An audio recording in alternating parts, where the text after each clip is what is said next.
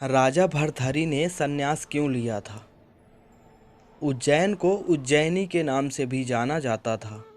उज्जैनी शहर के परम प्रतापी राजा हुए थे विक्रमादित्य। विक्रमादित्य के पिता महाराज गंधर्वसेन थे और उनकी दो पत्नियां थीं।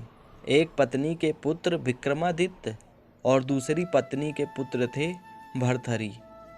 गंधर्वसेन के बाद उज्जैन का राजपाट भर्तहरि को प्राप्त हुआ, क्योंकि भर्तहरि विक्रमादित्य से बड़े थे।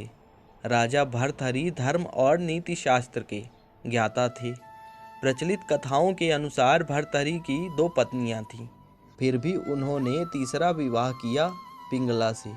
पिंगला बहुत सुंदर थीं और इसी वजह से भर्तहरि तीसरी पत्नी पर अत्यधिक मोहित हो गए थे। कथाओं के अनुसार भर्तहरि अपनी तीसरी पत्नी पिंगला पर काफ़ी मोहित थे और वे उस पर अंधा विश्वास करते थे। राजा पत्नी मोह में अपने कर्तव्यों को भी भूल गए थे। उस समय उज्जैन में एक तपस्वी गुरु गोरखनाथ का आगमन हुआ। गोरखनाथ राजा के दरबार में पहुँचे। भर्तहरि ने गोरखनाथ का उचित आदर सत्कार किया। इससे तपस्वी गुरु अति प्रसन्न हुए। प्रसन्न होकर गोरखनाथ ने राजा को एक फल दिया और कहा कि यह खाने से वे सदैव जवान बने रहेंगे, कभी बुढ़ापा नहीं आएगा, सदैव सुंदरता बनी रहेगी। यह चमत्कारी फल देकर गोरखनाथ वहाँ से चले गए। राजा ने फल लेकर सोचा कि उन्हें जवानी और सुंदरता की क्या आवश्यकता है।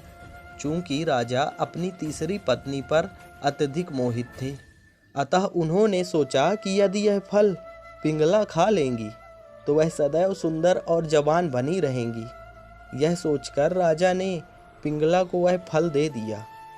रानी पिंगला भर्तहरि पर नहीं बल्कि उनके राज्य के कोतवाल पर मोहित थीं। यह बात राजा नहीं जानते थे। जब राजा ने वह चमत्कारी फल रानी को दिया तो रानी ने सोचा कि यह फल यदि कोतवाल खाएगा तो वह लंबे समय तक उसकी इच्छाओं की पूर्ति कर सकेगा। रानी ने यह सोचकर चमत्कारी फल कोतवाल को दे दिया। वह कोतवाल एक वैश्या से प्रेम करता था और उसने चमत्कारी फल उसे दे दिया ताकि वैश्या सदैव जवान और सुंदर बनी रहे। वैश्या ने फल पाकर सोचा कि यदि वह जवान और सुंदर बनी रहेगी तो उसे यह गंदा काम हमेशा करना पड़ेगा। नरक समान जीवन से मुक्ति नहीं मिलेगी। इस फल की सबसे ज़्यादा ज़रूरत हमारे राजा को है। राजा हमेशा जवान रहेगा तो लंबे समय तक प्रजा को सभी सुख सुविधाएं देता रहेगा। यह सोचकर उसने चमत्कारी फल राजा को दे दिया। राजा वह फल देखकर हतप्रभ रह गए। राजा ने वैश्या से पूछा कि यह फल उसे कहाँ से प्राप्त हुआ। वैश्या ने बताया कि यह फल उसे कोतवाल ने दिया है। भर्तहरि ने तुरंत कोतवाल को बुलवा लिया। सख्ती से पूछने पर कोतवाल ने बताया कि यह फल उसे रानी पिंगला ने दिया है। जब भर्तहरि को पूरी सच्चाई मालूम हुई तो वह समझ गए कि पिंगला उन्हें धोखा दे रही है। पत्नी के धोखे से भर्तहरि के मन में वैराग्य जाग गया और वे अपना संपूर्ण राज्य विक्रमादित्य को सौंपकर उज्जैन की एक गुफा में आ गए। इसी गुफा में भर्तहरि ने 12 वर्षों तक तपस्या की थी। राजा भर्तहरि की कठोर तपस्या से देवराज इंद्र भयभीत हो गए।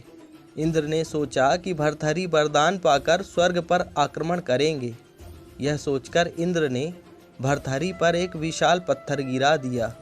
तपस्या में बैठे भर्तहरि ने उस पत्थर को एक हाथ से रोक लिया और तपस्या में बैठे रहे। इसी प्रकार कई वर्षों तक तपस्या करने से उस पत्थर पर भर्तहरि के पंजे का निशान बन गया। यह निशान आज भी भर्तहरि की गुफा में राजा की प्रतिमा के ऊपर वाले पत्थर पर दिखाई देता है। यह पंजे का निशान काफ़ी बड़ा है, जिसे देखकर सहज ही अंदाज़ा लगाया जा सकता है कि राजा भर्तहरि की कद काठी कितनी विशालकाय रही होगी। भर्तहरि ने वैराग्य पर वैराग्य शतक की रचना की। जो कि काफ़ी प्रसिद्ध है।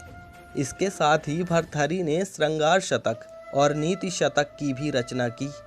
यह तीनों ही शतक आज भी उपलब्ध हैं और पढ़ने योग्य हैं। उज्जैन के राजा भर्तृहरि के पास 365 पाक शास्त्री यानी रसोइये थे, जो राजा और उसके परिवार और अतिथियों के लिए भोजन बनाने के लिए। एक रसोइये को वर्ष में केवल एक ही बार भोजन बनाने का मौका मिलता था। लेकिन इस दौरान भर्तृहरि जब गुरु गोरखनाथ जी के चरणों में चले गए तो भिक्षा मांगकर खाने लगे थे। एक बार गुरु गोरखनाथ जी ने अपने शिष्यों से कहा, देखो, राजा होकर भी इसने काम, क्रोध, लोभ तथा अहंकार को जीत लिया है और दृढ़ निश्चयी है। शिष्यों ने कहा, गुरुजी, ये तो राजाधिराज हैं। इनके यहाँ 365 तो बावर्ची रहते थे। ऐसे भोग विलास के वातावरण में से आए हुए राजा और कैसे काम, क्रोध, लोभ रहित हो गए।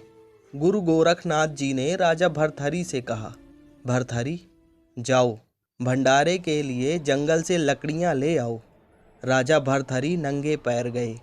जंगल से लकड़ियाँ एकत्रित करके सिर पर बोझ उठाकर ला रहे थे। गोरखनाथ जी ने दूसरे शिष्यों से कहा, जाओ उसको ऐसा धक्का मारो कि बोझ गिर जाए।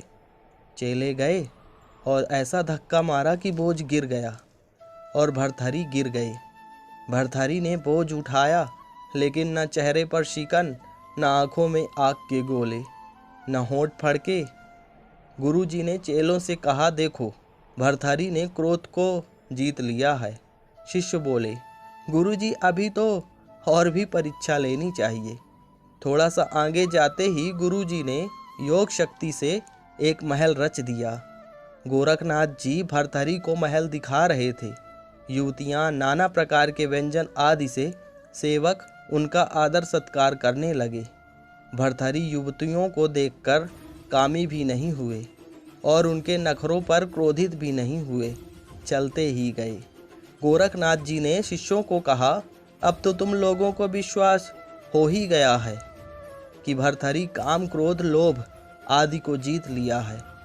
शिष्यों ने कहा, गुरुदेव, एक और परीक्षा लीजिए।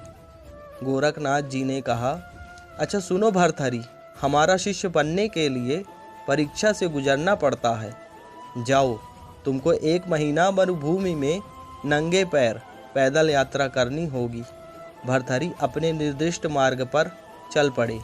पहाड़ी इलाका लांघते लांघते राजस्थान की मरुभूमि में पहुँचे। धधकती बालू, कड़ाके की धूप मरुभूमि में पैर रखो तो बस जल जाए। 1 दिन, 2 दिन, यात्रा करते करते 6 दिन बीत गए। 7वें दिन गुरु गोरखनाथ जी अदृश्य शक्ति से अपने प्रिय चेलों को भी साथ लेकर वहां पहुंचे। गोरखनाथ जी बोले, देखो, यह भर्तृहरि जा रहा है। मैं अभी योग बल से वृक्ष खड़ा कर देता हूँ। वृक्ष की छाया में भी नहीं बैठेगा। अचानक वृक्ष खड़ा कर दिया। चलते चलते भर्तृहरि का पैर वृक्ष की छाया पर आ गया तो ऐसे उछल पड़े मानो अंगारों पर पैर पड़ गया हो। मरुभूमि में वृक्ष कैसे आ गया? छाया वाले वृक्ष के नीचे पैर कैसे आ गया? गुरु जी की आज्ञा थी मरुभूमि में यात्रा करने की। कूद कर दूर हट गए। गुरु जी प्रसन्न हो गए कि देखो कैसे गुरु की आज्ञा मानता है।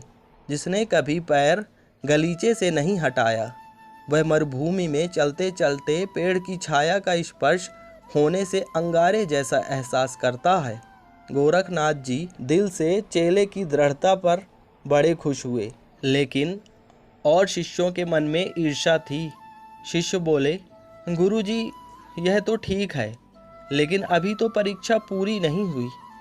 गोरखनाथ जी रूप बदलकर भर्तृहरि से मिले और बोले, जरा छाया का उपयोग कर लो। भर्तृहरि बोले, नहीं, मेरे गुरुजी की आज्ञा है कि मैं नंगे पैर मरुभूमि में चलूं। गोरखनाथ जी ने सोचा, कितना चलते हो देखते हैं। थोड़ा आगे गए तो गोरखनाथ जी ने योग बल से कांटे पैदा कर दिए। ऐसी कटीली झाड़ी कि कंथा फट गया। फटे पुराने कपड़ों को जोड़कर बनाया हुआ वस्त्र होता है कंथा। पैरों में शूल चुभने लगे। फिर भी भर्तहरि ने आह तक नहीं की।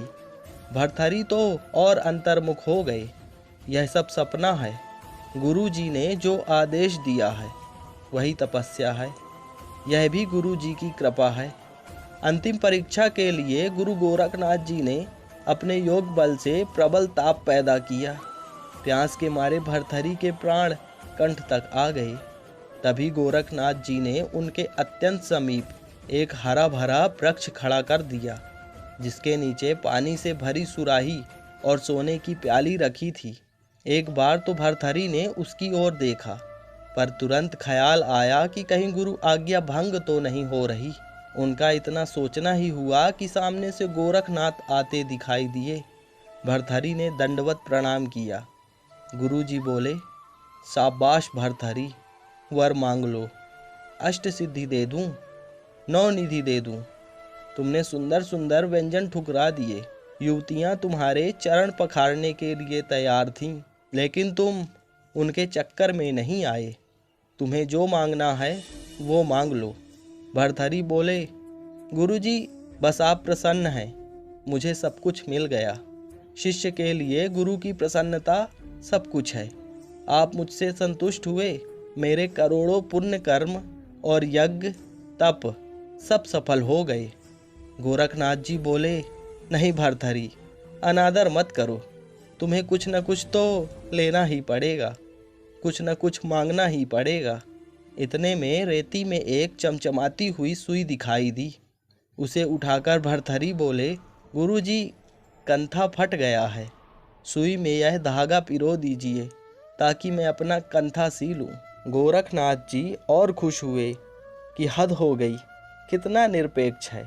अष्ट सिद्धि 9 निधियाँ, कुछ नहीं चाहिए। मैंने कहा कुछ मांगो तो बोलता है कि सुई में जरा धागा डाल दो।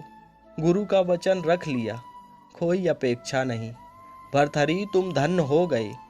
कहाँ उज्जैनी का सम्राट नंगे पैर मरुभूमि में 1 महीना भी नहीं होने दिया, 7-8 दिन में ही परीक्षा में उत्तीर्ण हो गई। बस इतनी सी ही थी कहानी। यदि आपको ये कहानी पसंद आई है तो हमारे चैनल को ज़रूर सब्सक्राइब करिएगा।